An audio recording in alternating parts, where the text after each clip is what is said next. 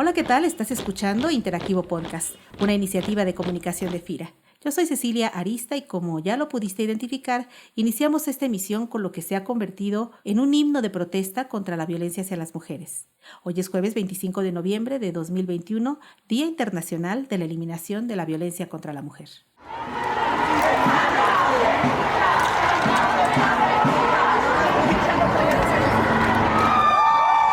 La violencia contra las mujeres y las niñas, ha expresado la ONU Mujeres, es una de las violaciones de derechos humanos más sistemáticas y generalizadas.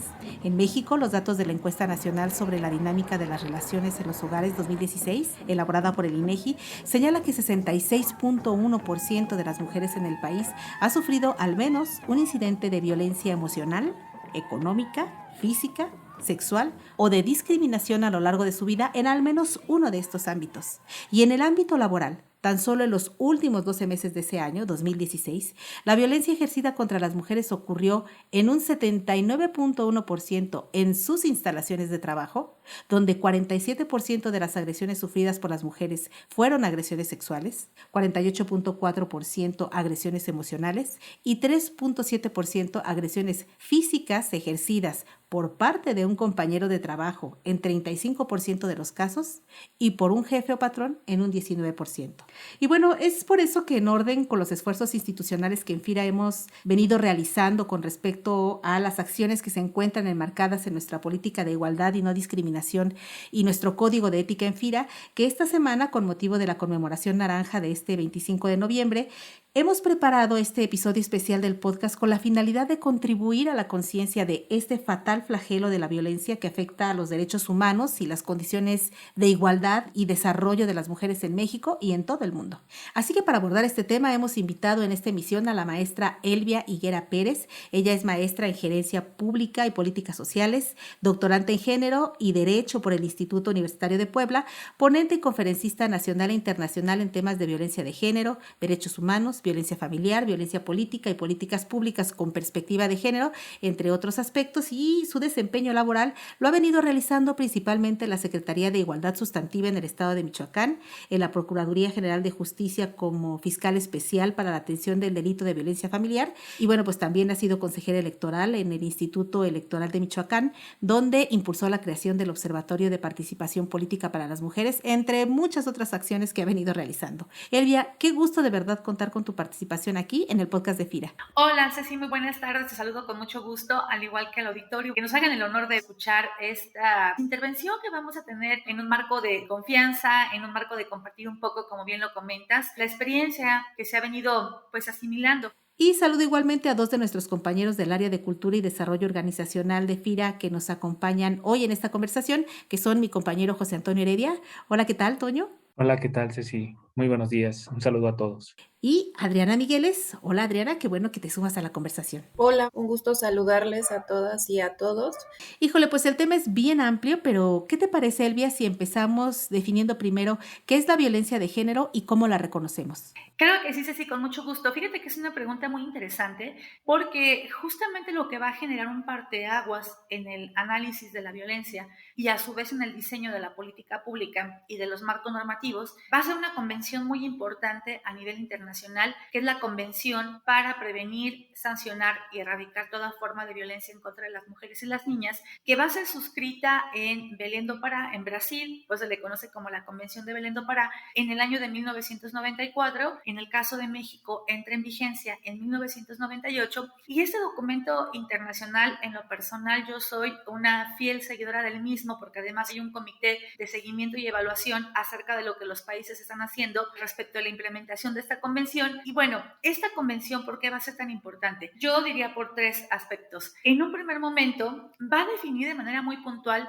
lo que es la violencia en contra de las mujeres. Y entonces va a decir que violencia en contra de las mujeres es toda acción o omisión, ya sea directa o indirecta, que tenga como finalidad generarle un menoscabo, ya sea en su integridad personal, ya sea en su integridad emocional, sexual o inclusive la propia vida. Entonces, ¿por qué es importante esa definición? Porque lo que va a hacer esta convención es romper con esta creencia, durante muchos siglos naturalizada y normalizada, de que la violencia que las mujeres sufren sufrían solamente respondía al tema de la agresión física. Y eso generó una desvirtuación en el ámbito de acceso a la justicia para las mujeres, porque si pensamos en las historias de las bisabuelas, de las abuelas o inclusive de las mamás, cuando ellas estaban viviendo una situación de violencia, si no llegaban con una evidencia física sobre su cuerpo del daño que les había producido la agresión, pues básicamente se tomaban como asuntos de chismes, temas de pareja, no había la posibilidad de un acceso real a la justicia y que ese hecho o ese acto fuera sancionado por la ley.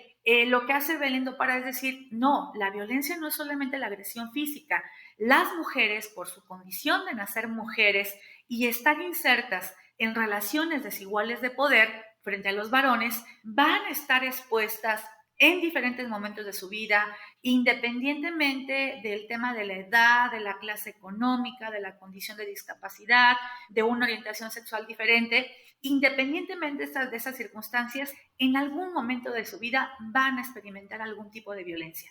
Sabes que muchas veces, Silvia, se suele identificar la violencia que se infringe física o psicológicamente a través del acoso o del abuso sexual en su caso, pero hay otras formas de violencia. La violencia que va desde el lenguaje y desde las posiciones de poder que asume un agresor, por ejemplo, ignorando la participación de una mujer, minimizando sus ideas, minimizando sus aportaciones o incluso tratando de invisibilizarla ante los demás para obstruir sus oportunidades. ¿Cómo se manifiesta, por ejemplo, la violencia hacia las mujeres en el ámbito laboral? En el caso específico del acoso, me parece que todavía tenemos que hacer mucho trabajo porque sigue siendo un tema terriblemente normalizado, naturalizado y que además efectivamente no se agota solamente con el tema del acoso, hostigamiento sexual, sino que también hay un tema de hostigamiento o un tema de terrorismo un poco laboral, donde no en pocas ocasiones las mujeres que a veces generan excelentes propuestas, ideas, iniciativas, pero que están supeditadas al mando de un varón, no en pocas ocasiones ellos se quedan con su trabajo, algo que a mí me pasaba mucho en los espacios laborales que he tenido la oportunidad de compartir. Yo me doy cuenta cómo son espacios tan jerarquizados, pero tan patriarcales, que inclusive en alguna discusión, yo recuerdo que ya hubo un grado muy extremo donde el compañero con el cual estaba discutiendo, de plano se salió totalmente de sus casillas porque no creía en mis argumentos, no le parecían adecuados y terminó dándome un manotazo y se levanta de la mesa, ¿no? Entonces ya los compañeros dijeron, oiga, con todo respeto, maestro, pero ella no le está faltando el respeto. Ella le está argumentando porque ella considera que esto se debe resolver de esta manera. Entonces me doy cuenta que también hay poca tolerancia. También no en pocos espacios me he dado cuenta cuando en las reuniones o en los debates hay un monopolio de la palabra por parte de los compañeros. Yo inclusive a veces intencionalmente hago este ejercicio. Empiezo a contar los minutos cuando ellos hacen el uso de la voz, empiezo a contar los minutos cuando nosotras hacemos el uso de la voz y te das cuenta que hay una diferencia. Hay un tema de apropiarse del espacio, de apropiarse del uso de la palabra, porque finalmente, bueno, construimos un mundo donde las mujeres no fueron incorporadas desde un principio y ahora está costando mucho trabajo que las mujeres estén, digo, además de lo difícil que ha sido incorporarnos, que sean consideradas, que sean respetadas bajo un esquema de igualdad y creo que, bueno, todavía tenemos un muy largo trecho por recorrer.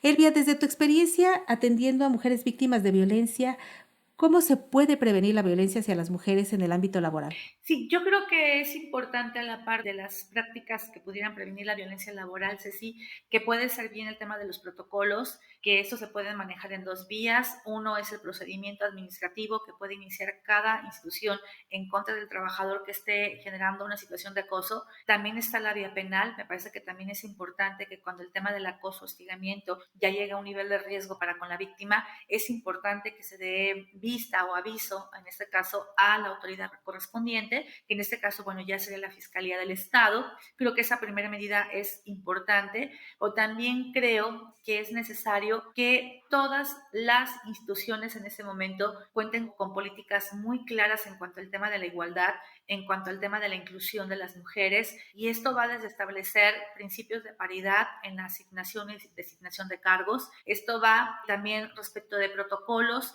donde no se permite ningún sesgo de discriminación en general, pero en particular por tu condición de ser mujer. En un tercer momento me parece que también es importante que se generen protocolos de acompañamiento a mujeres trabajadoras que estén viviendo situaciones de violencia por parte de sus parejas, sí, que no se esté viviendo la violencia internamente, pero que tenemos conocimiento que mi compañera anoche llegó golpeada. Entonces creo que la institución también está comprometida o debería estar comprometida a generar un protocolo en ese sentido. También creo que tenemos que transitar hacia instituciones que nos permitan un adecuado equilibrio entre la vida personal y la vida laboral, porque también a veces creo que la dinámica de cómo hemos generado este diseño de la burocracia, el tema de los horarios laborales, pues también te terminan generando una afectación en muchos sentidos. Creo que a la par de estos instrumentos que yo digo pudieran ser muy funcionales, primero yo diría una campaña intensa donde se ponga de manifiesto de manera abierta y de manera muy fuerte que en esta institución hay una cero tolerancia al tema del acoso, hostigamiento, discriminación y violencia en contra de las compañeras. Y a su vez acompañada justamente de estos protocolos que, insisto, pueden atender la problemática tanto por una vía administrativa, que pudiera ser inclusive hasta preventiva. Hay estándares, por ejemplo, que se han generado en cuanto al tema de las sanciones, a lo mejor enviar al compañero a un curso de capacitación mediante un procedimiento que genere la propia institución, donde por lo menos puedas tú asegurar que no va a haber una repetición de ese hecho, es decir, una garantía de no repetición del hecho, donde pueda haber una indemnización a la víctima si es que hubo un daño mucho más severo, pensemos en un daño emocional, pues ni modo, te va a tocar pagarle las 20 sesiones con la psicóloga por haberle generado esta afectación. E insisto, ya si hay un tema de riesgo mucho más profundo o mucho más grave, pues entonces sí ya tendremos que remitirlo por las autoridades por la vía penal.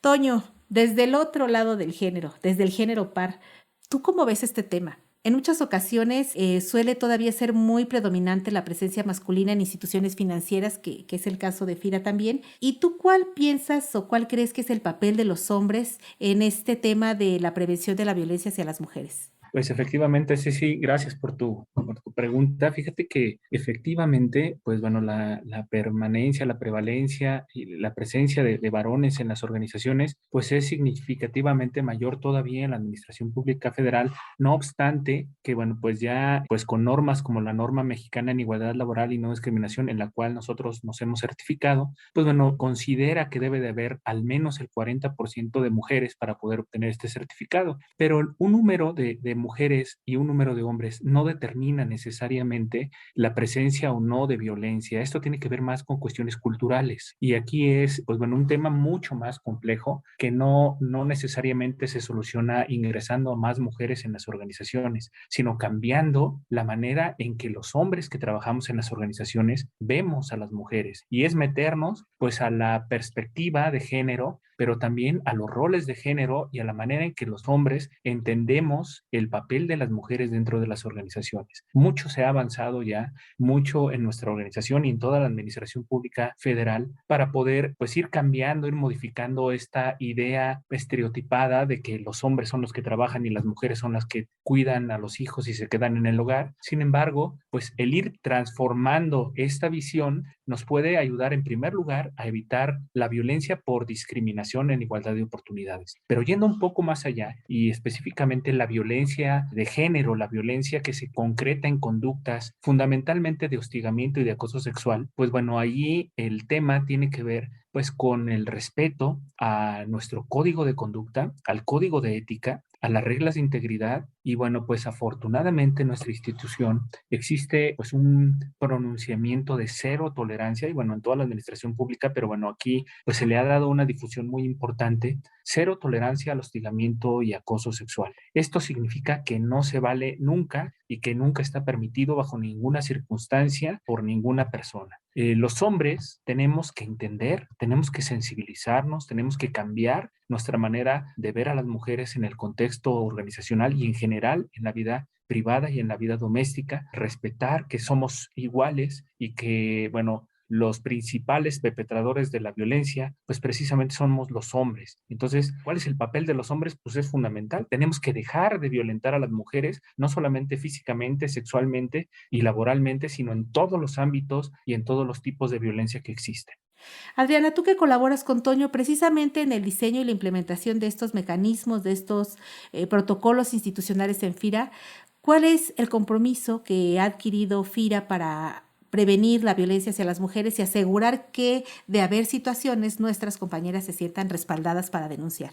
Un gusto saludarles a todas y a todos. Elvia, qué gusto escucharte. Y justo ahorita con esta última pregunta que te hacían, pues me sentía muy contenta de saber que acá en FIRA sí hay una serie de mecanismos que tú estuviste mencionando justo para la prevención de la violencia y para la atención. Ha habido campañas muy puntuales, precisas y claras sobre cómo no estamos a favor como institución de la violencia de género, la violencia machista, y por supuesto tampoco estamos a favor del acoso y el hostigamiento laboral. Entonces, digamos que la difusión de estas campañas y de información ha sido muy importante justo para ir, lo que tú decías, ¿no? Proporcionando información a las personas sobre estas temáticas y que nos empecemos a acercar a ellas. También existen mecanismos de atención muy puntuales para los casos que lleguen a denunciarse o de las personas que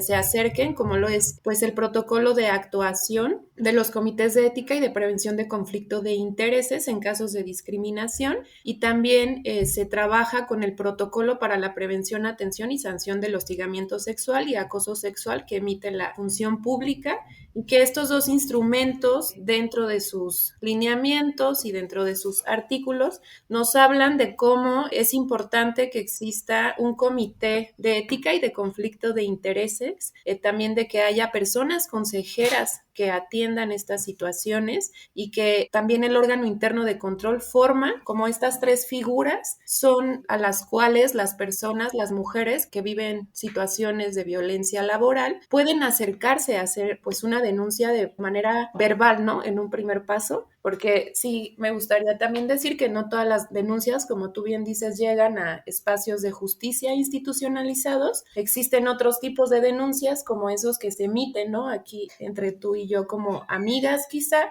o en consultorios psicológicos o incluso médicos. Entonces FIRA hace uso de estas tres figuras para que las mujeres nos sintamos seguras y además nos acerquemos con la confianza de poder denunciar estas actividades. Y también es importante señalar que ya tienen tiempo pues certificándose en la norma 025, no es una actividad sencilla, tiene un montón de criterios a cumplir que justo se vinculan con la prevención de la violencia, el fomento de la igualdad y la no discriminación. Entonces creo que los instrumentos, mecanismos que tú mencionabas, pues sí estamos ahí caminando con ellos de la mano y a la par.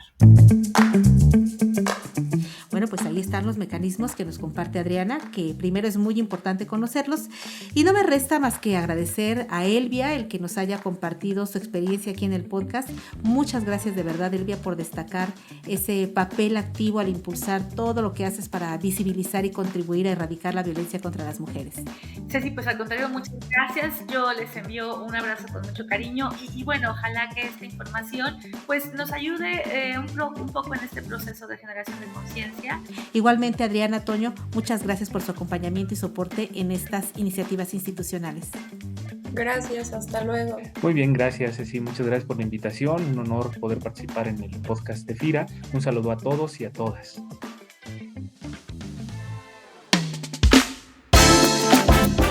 Y a ti que nos escuchas, compañero, compañera de FIRA, y a todos los que escuchan este podcast, los invitamos a que lo compartan ampliamente a través de sus redes sociales y contribuyan de esa manera a elevar la conciencia sobre este gran problema, pero sobre todo los invitamos a todos, a todas y a todes a ser ejemplo de tolerancia, de respeto y de apoyo para cada mujer que tengan a su alrededor.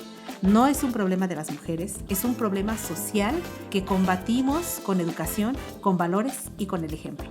Nos despedimos de ustedes recordándoles que nos hagan llegar sus comentarios y sugerencias a las cuentas de correo enlace@fira.go.mx y carista con c, carista@fira.go.mx.